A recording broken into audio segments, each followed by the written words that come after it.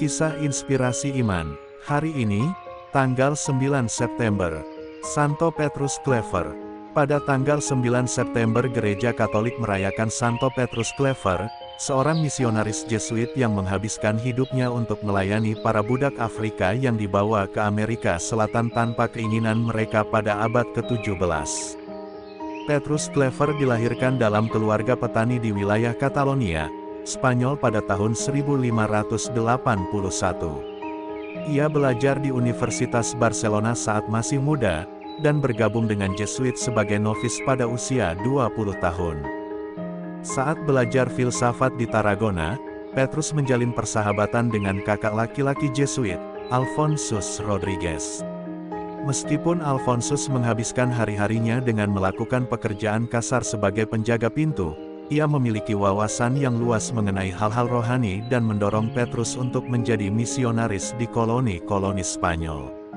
Paus Leo ke-13 kemudian mengkanonisasi kedua pria tersebut pada hari yang sama, hampir 2 abad kemudian. Pada tahun 1610, Petrus Claver yang sekarang menjadi imam, tiba di Cartagena, sebuah kota pelabuhan di Kolombia saat ini. Meskipun Paus Paulus ketiga berulang kali mengutuk perbudakan pada abad sebelumnya, penjajah Eropa terus mengimpor budak Afrika, sering kali dijual oleh penguasa mereka sendiri, untuk bekerja di perkebunan dan pertambangan. Mereka yang selamat dalam perjalanan dengan kapal bisa saja diperkirakan akan dipekerjakan sampai mati oleh majikannya. Petrus bertekad mengorbankan kebebasannya demi memberikan bantuan materi dan keselamatan abadi kepada para budak di Afrika, sesuai dengan sumpahnya untuk menjadi budak orang kulit hitam selamanya. Imam muda tersebut membuat dan menepati resolusi ini meskipun ia mempunyai masalah kesehatan, diperburuk oleh iklim tropis Cartagena, dan kendala bahasa antara dirinya dan masyarakat yang ia layani. Banyak pejabat kerajaan Spanyol di Cartagena mengapresiasi karya Claver, dan memberikan kontribusi terhadap bantuan dan pendidikan agama para budak. Sebaliknya, para pedagang budak menganggap imam dan penerjemahnya mengganggu.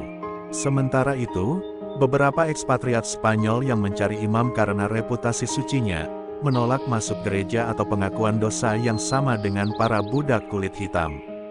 Untuk melayani penutur bahasa asing, Claver sering menggunakan representasi bergambar kebenaran Katolik.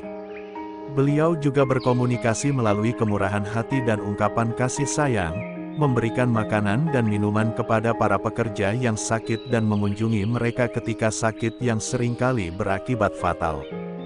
Kita harus berbicara kepada mereka dengan tangan kita, ia beralasan, sebelum kita mencoba berbicara kepada mereka dengan bibir kita. Sesuai dengan sumpahnya untuk memperbudak, Peter bertahan hidup hanya dengan sedikit makanan dan tidur.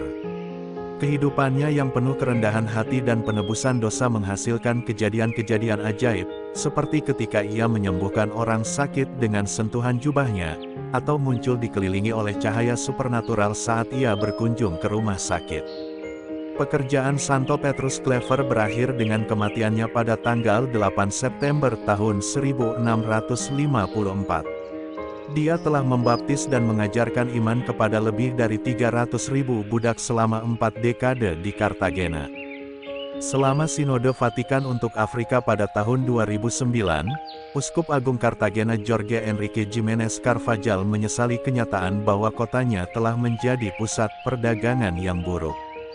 Namun Paus mengucapkan terima kasih atas kenyataan bahwa kota yang sama telah menjadi rumah bagi saksi besar akan kesucian, rasul para budak, yang jenazahnya disemayamkan di katedral kita, yang hidup untuk melindungi mereka dan memimpin mereka menuju kehancuran iman, di mana mereka dapat mengalami kasih Allah. Santo Petrus Claver, doakanlah kami. MAP TV Channel.